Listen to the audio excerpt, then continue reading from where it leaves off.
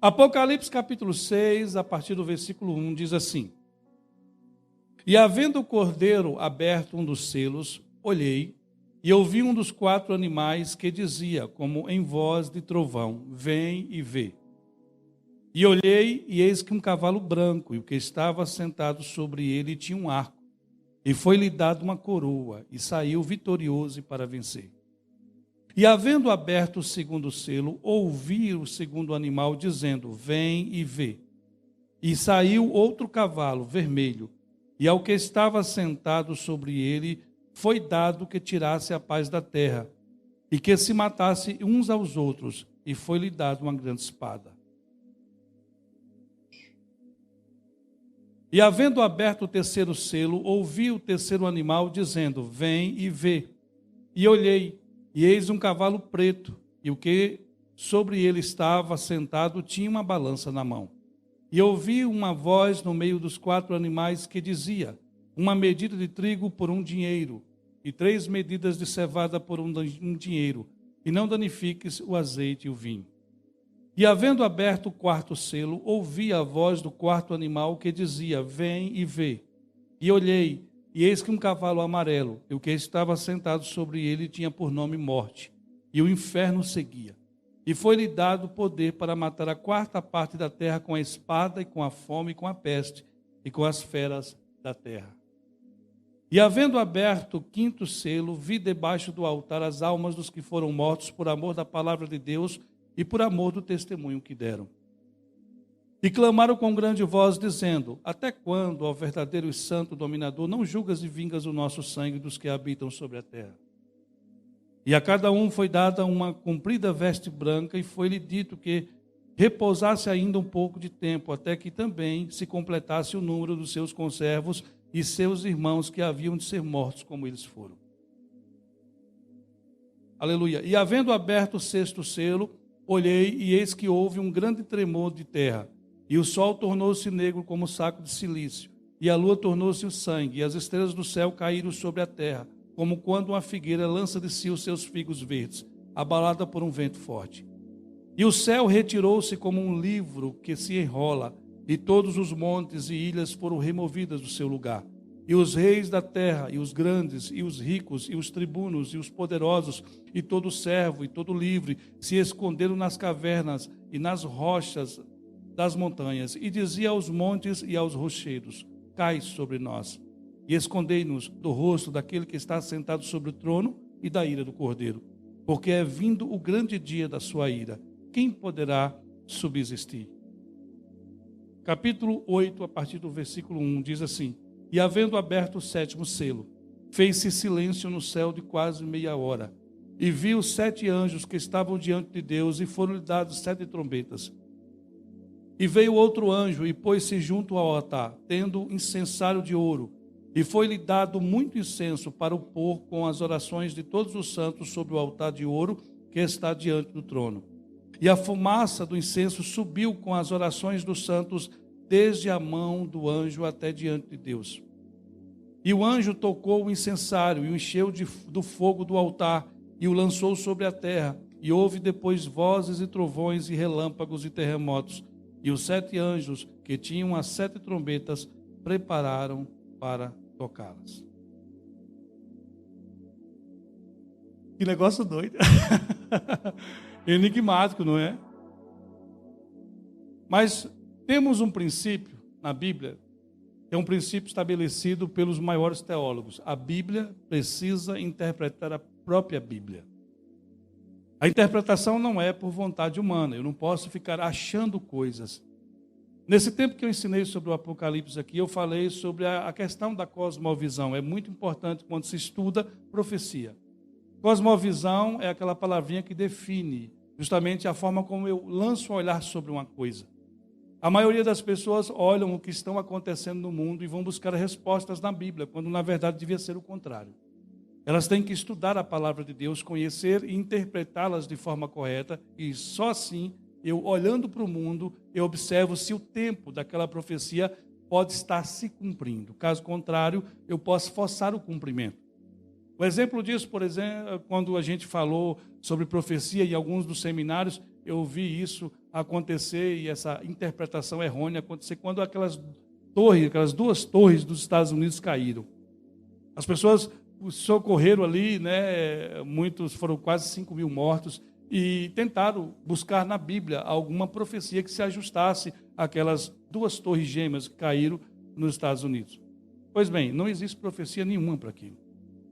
Mas, pastor, nós não temos lá em Daniel, no capítulo 8, um texto que diz que um bode viria com 2 chifres e atingiria e tal, e faria isso. Eu falei, não tem parâmetro nenhum, não é assim que se interpreta a profecia.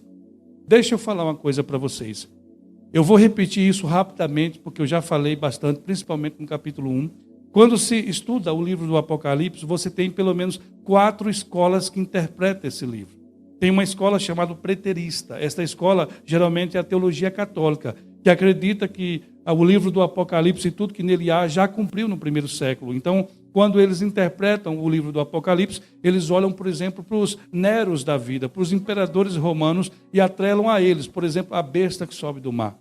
É interessante a perspectiva, mas essa escola, por demais, não responde às questões do Apocalipse. São 404 versículos, tem mais de 400 vaticínios proféticos que você precisa de resposta. Então não é só falando e atrelando uma ou outra profecia e ficando sem a maioria delas uma explicação lógica. Então essa escola, com o passar do tempo, ela caiu no descrédito. Com o advento da Reforma Protestante, nós temos uma segunda escola, que é a escola histórica ou progressista. Essa escola acredita que o livro do Apocalipse começou a se cumprir no primeiro século e no processo histórico ele continuou sendo cumprido. Porque os reformadores, olhando para o livro do Apocalipse, eles entendiam que muita coisa não tinha sentido para o primeiro século e que em algum momento da história aquilo tinha de acontecer.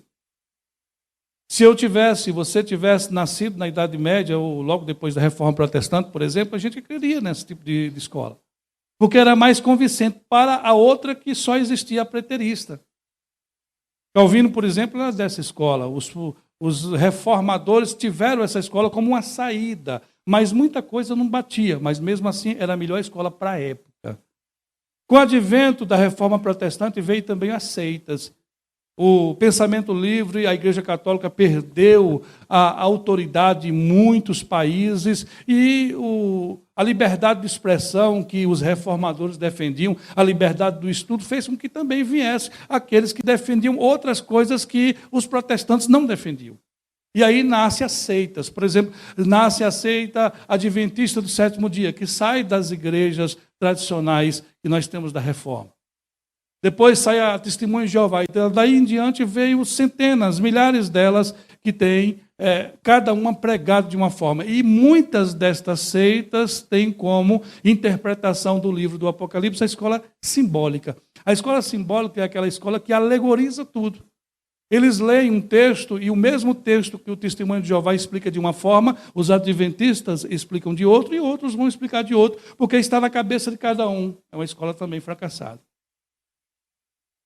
Os teólogos, olhando para todo esse embaraço, eles faziam a seguinte pergunta. Quando nós lemos o livro do Apocalipse, existe um agente no livro do Apocalipse que ele tem que existir, é o tal do Israel. Israel não existia na Reforma Protestante. Israel era uma nação que, se você ler a partir do capítulo 6 do livro do Apocalipse, tem muito a ver com Israel, e por incrível que pareça, a partir do capítulo 6 você não encontra mais, por exemplo, a igreja sendo citada. A mesma igreja que no capítulo 2 e 3 foi citada, no capítulo 6 ela não aparece mais.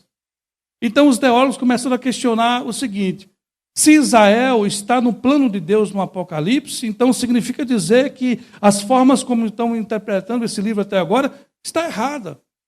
E aí nasce, com o advento do sionismo, que foi um movimento que começa no século XIX, para que Israel voltasse a ser nação, e muitos judeus compravam propriedades naquela Palestina que não havia nada ali, era deserto puro, para pelo menos de forma física assegurar uma partilha da terra.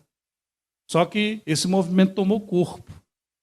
E conhecemos a história que na Primeira Guerra Mundial tentaram destruir os judeus. Na segunda, mais ainda, de forma terrível, principalmente com Hitler, 6 milhões de judeus foram mortos nos campos de concentração. Porque uma vez que os judeus fossem mortos, eles não teriam força para ser nação um dia. Mas a palavra não estava sustentada em evidências humanas. A palavra nunca foi construída por vontade humana. Toda a profecia da Bíblia irá se cumprir não por vontade nossa, mas por aquele que fez a promessa. Ele passa os céus e a terra. Ele mesmo disse isso, mas as palavras dele não passariam. Então, quando os teólogos começaram a olhar essa questão, entenderam que Israel precisava existir no plano de Deus. Aí nasce essa escola, a escola futurista. A escola futurista acredita que, sim, o capítulo 1, 2 e 3 já aconteceu. Capítulo 4 e 5, por ser visões, é um período atemporal, fora de tempo. Mas a partir do capítulo 6, segundo esta escola, o livro do Apocalipse não se cumpriu ainda. E é justamente em cima de uma escola como essa que nós vamos começar a trabalhar esta noite aqui. Aqui está a divisão, segundo o próprio Espírito Santo, no capítulo 1 e verso 19, sobre o livro do Apocalipse. O anjo disse para João, depois de ter recebido de Jesus a palavra, e disse: escreve, João, as coisas que você tem visto, as que são e as que depois destas hão de acontecer. As coisas que João tinha visto, era o capítulo 1, a visão de Jesus glorificado, entre os castiçais com 7 estrelas na mão. As coisas que estavam acontecendo na época de João, é justamente o capítulo 2 e 3, que era a carta às 7 igrejas, que nós pregamos 7 sermões aqui. As coisas que depois destas hão de acontecer, você tem o capítulo 4 e 5, que literalmente não era o tempo de João apenas, é um processo atemporal, mas principalmente, a partir do capítulo 6, o livro do Apocalipse não se cumpriu ainda, irmãos. Eu vejo que muitos personagens do meio gospel, pessoas conhecidas, pastores, grandes pregadores do Brasil, inclusive o Hernandes Dias Lopes, ele defende que nós já estamos vivendo algum tipo de selo, mas não tem parâmetro para que isso aconteça. E eu vou provar biblicamente e discutiria esse tema em qualquer plataforma, de qualquer lugar, com qualquer pessoa. Vamos lá. A partir do capítulo de número 6... é caracterizada uma sequência de acontecimentos chamados juízos impostos pela mão do Senhor. Eu não acredito que a igreja passe pela grande tribulação, porque nós vamos abrir selos aqui. E a cada selo que será aberto, você vai ver que o mundo entrará em caos. Selos vão ser abertos, catástrofes vão estar acontecendo, de modo que seria inconcebível a igreja passar por estes eventos. Alguns argumentam da seguinte forma: o Senhor nunca poupou a igreja de tribulação. Eu concordo.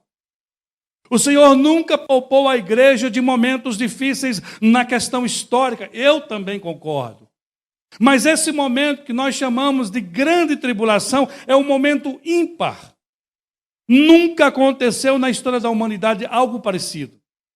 O próprio Jesus, em um dos seus sermões proféticos, a partir do capítulo 24 do Evangelho de Mateus, ele disse: se aqueles dias não fossem abreviados, nenhuma alma sobreviveria.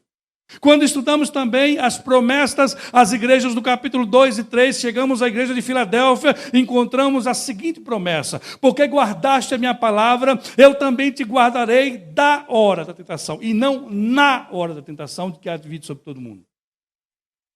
Não acredito que a igreja passe pela grande tribulação, não é porque eu quero, irmão, é porque existem argumentos para isso. E por incrível que pareça, pessoas às vezes que vão debater conosco ou supostamente desmerecer os nossos argumentos, são argumentos totalmente infundados, ridículos, e muitas vezes nos colocam como aqueles que não estudam a Bíblia. Mas quando há um debate público, fica evidente quais os argumentos realmente sustentam, ou se sustentam. Aleluia. João vê um momento aqui que define um período de tempo que nunca houve, desde que houve nação. Um teólogo chamado Walter Scott, em seu livro Exposição de Revelação de Jesus Cristo, comenta a respeito dos juízos, dizendo: no intervalo entre o arrebatamento e o segundo advento, que é a segunda vinda de Jesus, As séries cétuplas do juízo sobre os selos, as trombetas e as taças se desenrolam. Esses castigos divinos aumentam em severidade à medida que passam de uma série para outra. Os juízos não são simultâneos, mas sim sucessivos. As trombetas sucedem os selos e as taças sucedem as trombetas, e cada vez mais a situação vai ficando mais difícil. Aleluia. Então nós vamos estudar a partir de agora cada selo. João estava na ilha de Patmos e ele é convidado, aleluia, depois de ver algo tremendo, que é a visão do capítulo 1, depois ele vê aquela visão do capítulo 1, manda ele escrever a visão do capítulo 2 e 3, no capítulo 4 ele é convidado para o céu, e ele só vai descer no capítulo 9, no capítulo 4 ele vê tudo que vai acontecer a partir do céu. E no capítulo 4, falamos aqui em um dos dias que pregamos, que foi justamente a visão do Criador, o trono de Deus, o que estava assentado sobre ele, tudo que ali havia. No capítulo 5, pregamos a semana passada, e vimos o Cristo indo até o Pai e pegando um pergaminho. Cristo abria o pergaminho, no capítulo 6 em diante. O pergaminho era um documento muito importante, falei a importância desse pergaminho, selado com 7 selos. E agora, este pergaminho, selado com 7 selos, nós vamos tirar cada selo e explicar o que cada selo significa. Quantos estão entendendo? Diga amém.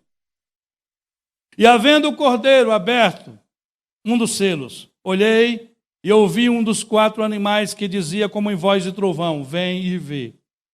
E olhei, e eis que um cavalo branco, e o que estava assentado sobre ele tinha um arco, e foi-lhe dado uma coroa, e saiu vitorioso e para vencer. Alguns expositores da Bíblia acreditam que esse cavalo branco é Cristo. Mas vamos fazer uma confrontação de textos aqui. Deixemos a Bíblia falar por ela mesma. Aleluia. Nós temos o primeiro selo sendo aberto, relatado pelo apóstolo João, um cavalo branco que tipifica o anticristo. Olha o texto que acabamos de ler. Havendo o cordeiro aberto um dos selos. Quem está abrindo é o próprio cordeiro. Seria confuso, irmãos. O cordeiro está aberto, abrindo o selo, e ele mesmo montando no cavalo e aparecendo no cenário. Só aí já seria um pouco confuso. Mas, suponha que no mundo espiritual não existe confusão. Tudo acontece naturalmente.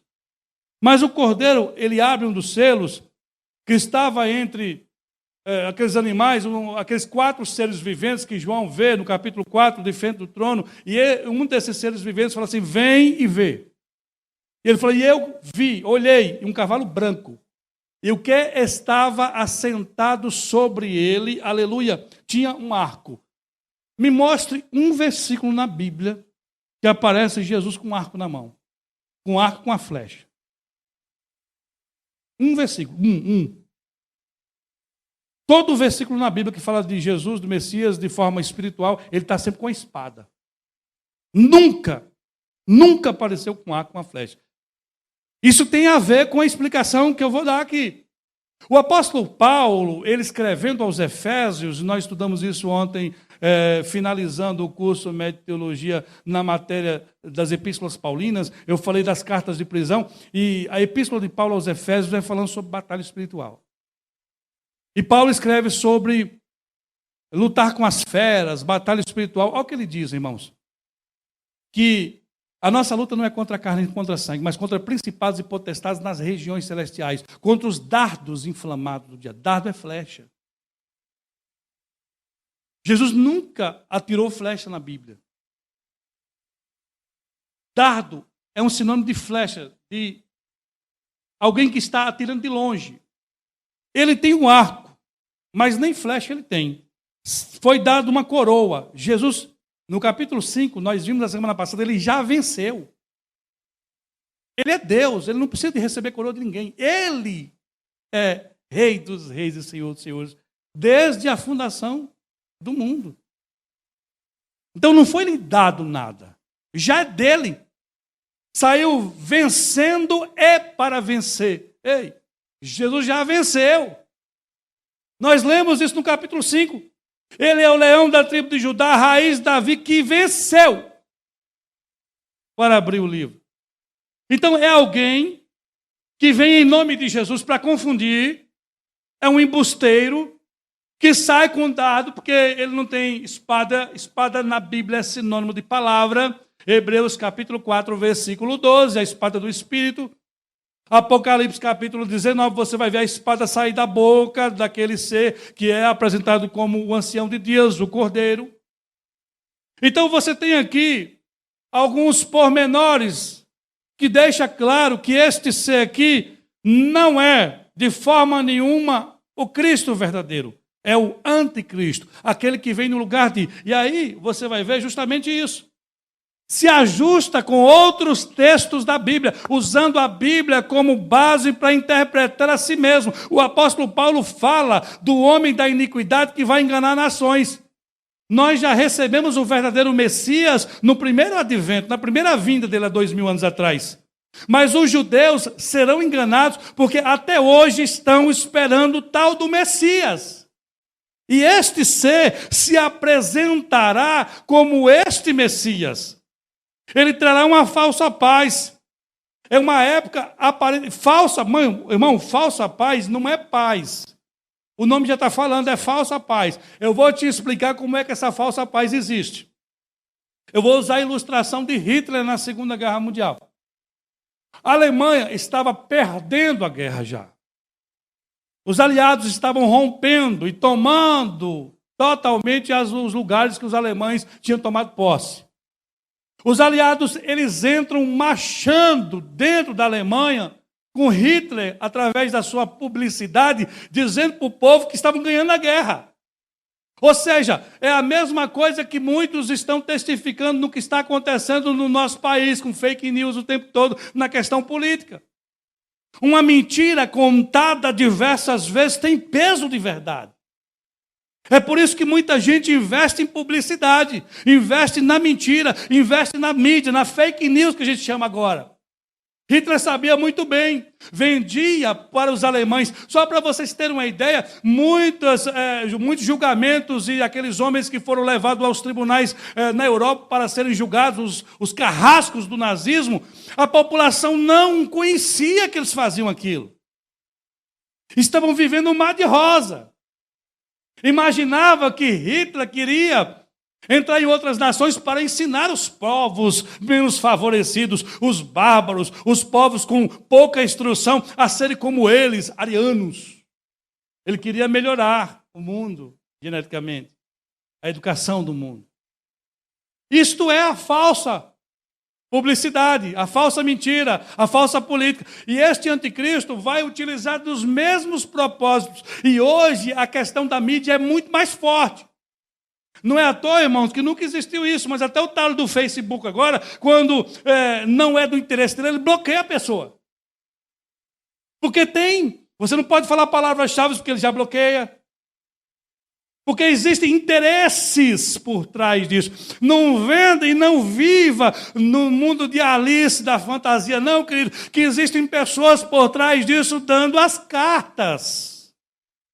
E muitas vezes nós, no nosso sono da inocência, ficamos preocupados com tantas bobagens, com o sapato que nós vamos comprar, com outras coisas, quando, na verdade, o mundo está à beira de um caos. Quem estuda ou que se interessa um pouquinho sobre política externa, está sabendo o que está acontecendo. E não é só ver uma mensagem, mas está sabendo a instabilidade que está através da China e através da Rússia. A qualquer momento, um dedo que é apertado no botão errado pode trazer um caos que não vai ter mais controle. E este homem vai apresentar-se como alguém que vai resolver os problemas. Aleluia! Vejamos o texto aqui. 2 Tessalonicenses, capítulo 2, versículo de 9 a 11, diz assim: Ora, o aparecimento do iníquo é segundo a eficácia de Satanás, com poder e sinais e prodígios, de maneira com todo engano de injustiça aos que perecem, porque não escolheram o amor da verdade para serem salvos. E por esse motivo, pois que Deus lhe manda a operação do erro, para darem crédito à mentira. O que Nós temos testificado de muito tempo para cá e agora, graças a Deus, tem muita gente acordando e que a sociedade está vendo o que estão fazendo com as nossas crianças na escola. A doutrinação comunista terrível, contrária a todo princípio e projeto de família. Não pense, se você me der argumento, eu calo minha boca. Mas antes de você discutir comigo, tem um livro chamado Livro Negro do Comunismo, que foi escrito pelos próprios comunistas, que fala as atrocidades feitas por essa ideologia. Irmãos, eu não sou político. Eu não estou fazendo política aqui. Eu sou contrário àqueles que são contra a igreja, a liberdade de culto, a moralidade e o respeito. Eu sou contrário àqueles que admitem que o aborto é um direito do ser humano. A Bíblia chama isso de outra coisa. Eu sou contrário a princípios estabelecidos e inegociáveis da palavra de Deus. Porque princípio não é negociável. Porque nós não podemos ser como as igrejas que nós estudamos aqui. Muitas delas não tinham, aleluia, identidade.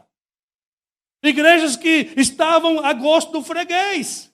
E não é isso que nós estamos vivendo agora. Nós temos que tomar um partido, uma posição acerca de quem nós temos servido, se a Deus ou se a Satanás. Porque quando o arrebatamento ou a trombeta soar, quem estiver brincando de ser crente vai ficar, porque o diabo não vai brincar de ser diabo. E o amor de Deus é que fez com que ele enviasse seu filho, mas a justiça de Deus traz à tona o julgamento. O anticristo, ele vem no lugar dele. E não pense você que não vai enganar principalmente crente desviado.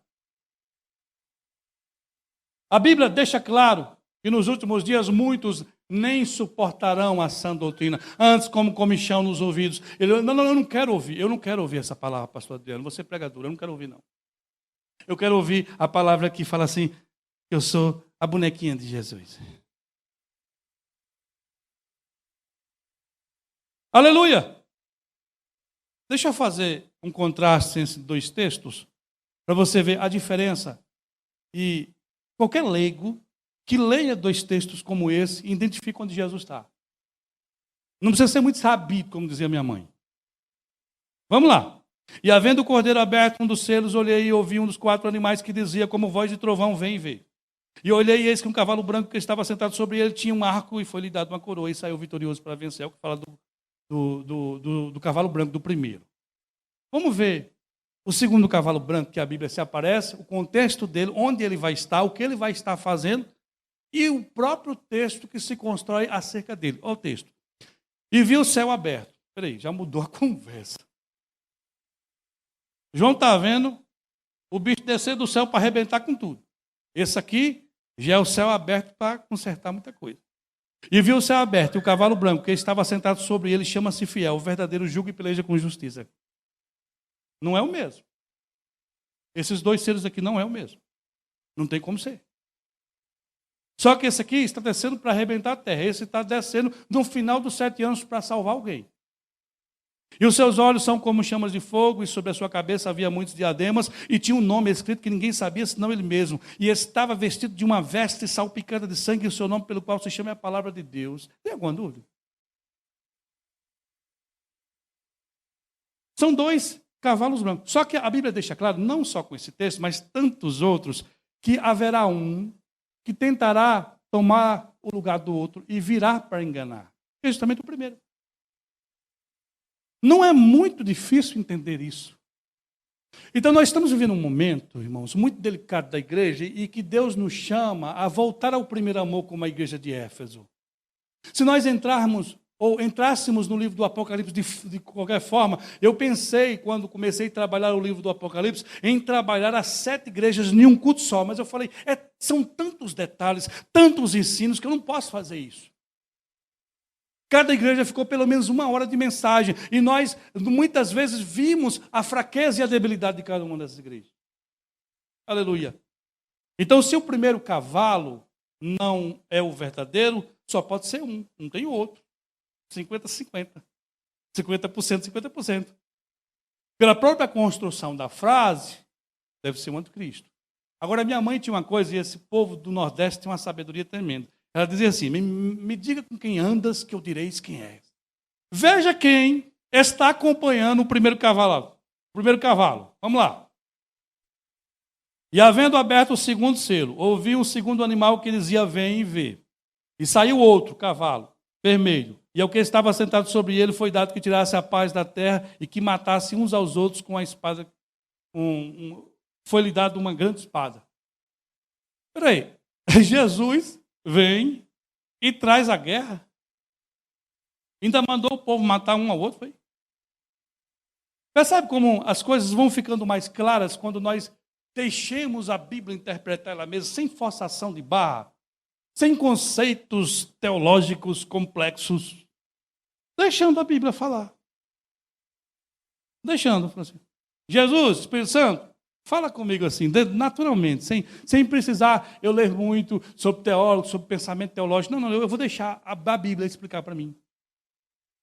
Então, o segundo cavalo, era um cavalo vermelho, o que estava sentado sobre ele tinha uma espada na mão e foi dito que se arrebenta, mata. Aleluia. É revelado pelo apóstolo João, cavalo vermelho, que tipifica guerra. Revela o momento em que é rompida a aliança com um príncipe que havia de vir na metade da semana. Nesta ocasião, os judeus e a igreja apóstata serão perseguidos, e também aqueles que se converterão na grande tribulação. Quando nós estudamos a escatologia, existe um texto que nós chamamos a coluna vertebral da escatologia. É justamente uma profecia dada a Daniel no capítulo 9. São 70 semanas proféticas de anos. Ou seja, 490 anos, eventos aconteceriam. Daniel ora, ele percebe pela profecia de Jeremias, capítulo 25, verso 10 em diante, que o tempo do cativeiro duraria 70 anos. E Daniel começa a orar e pedir a Deus que revelasse para ele por que o povo não tinha voltado ainda. Então Deus envia um anjo, o anjo vem até Daniel e fala, olha Daniel, presta atenção, 70 semanas de anos estão determinados sobre o meu povo. Que povo, Daniel? Os judeus. E sobre a minha santa cidade. Que cidade? Jerusalém. Para extinguir a transgressão, dar fim nos pecados, trazer justiça eterna, selar a visão e a profecia e ungir o santo dos santos. Saiba e entenda. Desde a saída da ordem para restaurar e edificar Jerusalém, 7 semanas, ou seja, 49 anos. E de fato, historicamente é provado que depois que saiu a ordem lá em Neemias 2, 49 anos Jerusalém foi restaurada. E 62 semanas até o Messias. Eu estou resumindo o texto para ficar mais rápido. Ou seja, é uma profecia com 3 etapas de cumprimento. A primeira etapa de cumprimento, 49 anos, Jerusalém seria construída ou reconstruída, porque foi destruída por Nabucodonosor. A segunda parte da profecia, 434 anos, até o Messias, que era o primeiro advento de Jesus, ele viria e seria morto. Isso aconteceu claramente e é provado, e todo teólogo concorda com isso, porque a história é cumprida. Mas a última profecia, a divergência, que é a última semana, porque alguns acreditam que a semana cumpriu simultaneamente, mas não tem parâmetro para isso.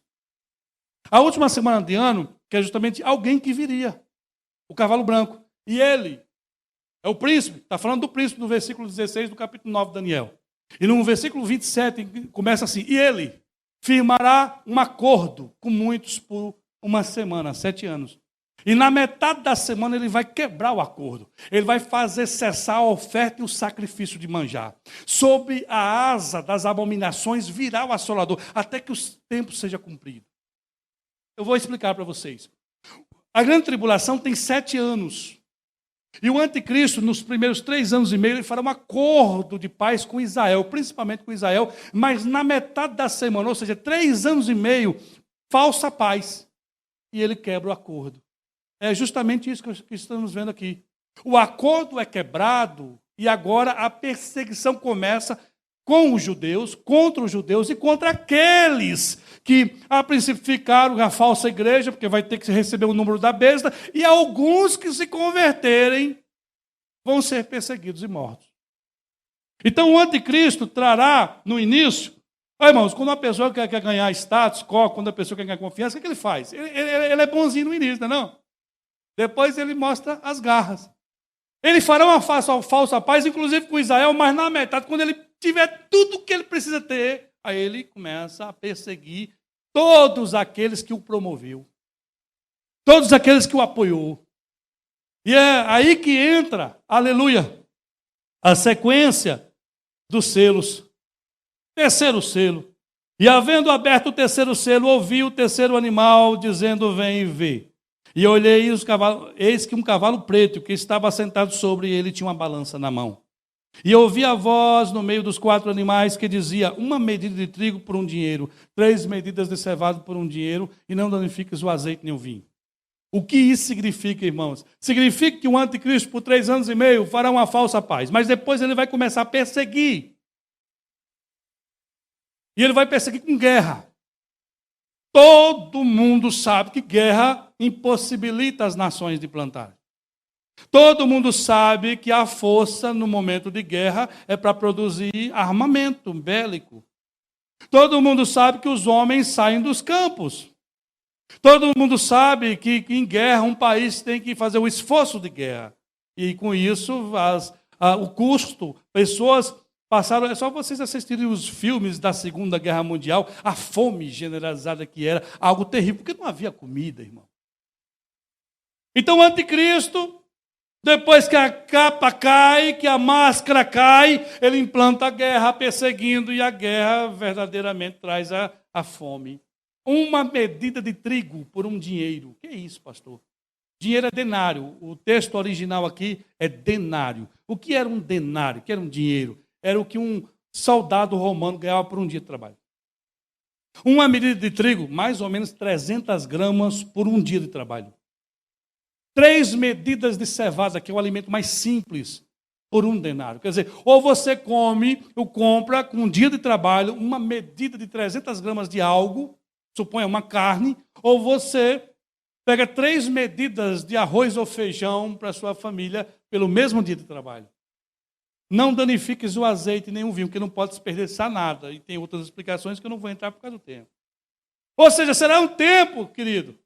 Se você acha que está ruim agora, será um tempo de tanta escassez que aquelas histórias que nós só lemos no Antigo Testamento, com a cabeça de jumento, valia não sei quantas moedas de prata, ou esterco de pombo o povo comia, vai voltar esse momento, só que de forma muito ampla. E quem não tiver o número da besta que será implantado no meio da grande tribulação, não poderá comprar e nem vender. Aí fica pior ainda. Por isso que é importante falarmos de eventos como esse. Por isso que é importante falarmos, e a igreja tem que se compromissar em ensinar momentos como esse, porque nós precisamos acordar para o tempo que estamos vivendo. Ninguém sabe, irmãos, qual dia Jesus virá, dia e hora ninguém sabe, mas dia e hora não, mas os eventos estão diante de nós. Jesus não disse que nós não conheceríamos os tempos. Dia e hora ninguém sabe, mas nós estamos vendo que as coisas estão se apertando. É tempo de acordar, querido irmão. Nós não sabemos dia e hora, mas sabemos que as coisas estão a cada dia se apertando. Não há mais tempo de brincar, de ser crente, não. A gente precisa se firmar em Deus. Aleluia. 4º selo. E havendo aberto o 4º selo, ouvi a voz dos 4 animais que dizia, vem e vê. E olhei, eis que um cavalo amarelo, e o que estava sentado sobre ele tinha por nome Morte. E o inferno seguia. E foi-lhe dado o poder para matar a 4ª parte da terra com a espada, guerra, com fome, com pestes, doenças e com as feras da terra. Deixa eu te fazer uma pergunta. Olha lá. Olha a imagem do bichinho lá. Deixa eu te fazer uma pergunta. Teria sentido a igreja, a noiva do Cordeiro, passar por isso? Quem quiser, fica, irmão. É simples. Eu creio que eu vou ficar, então fica. Se Jesus for subir no arrebatamento, você fala, não quero não, deixa eu ficar. Eu defendi teologicamente que eu estou ficando, então fica. É um momento que você não entendeu. Nós não estamos aqui em perseguição de Nero, não, de Domiciano, não, de Hitler, não, filhão. Esse dia, a terminologia da grande tribulação que nós trabalhamos na escatologia, na Bíblia, é o dia da ira de Deus e do Cordeiro. É um dia que nunca houve. É um dia como que Jesus batesse o martelo e dissesse assim: basta! Basta com o que estão fazendo com o meu nome. Basta com o carnaval que me expõe daquele jeito. Vocês vão fazer carnaval agora, mas vão pagar o preço por ele. Basta. Porque rejeitaram a minha palavra. Basta. Porque zombaram do meu povo. Basta. Aleluia. É um momento de julgamento. É relatado pelo apóstolo João o cavalo amarelo, que tipifica a morte, consequência do império do anticristo na perseguição contra a igreja e os judeus, a fome, a peste e outros fatores catastróficos. E eu não entrei nem no sexto selo. Vem o quinto, mas o sexto é pior ainda. Então nós temos aqui, ó, as figurinhas de chiclete, ping-pong. Aí, pra você colecionar. Vocês entenderam até agora? Nós estamos no início da grande tribulação. Está só começando, o pau está quebrando. E está só começando. Quem quer ficar, diga amém. Se quiser, irmão, fique à vontade. Amém?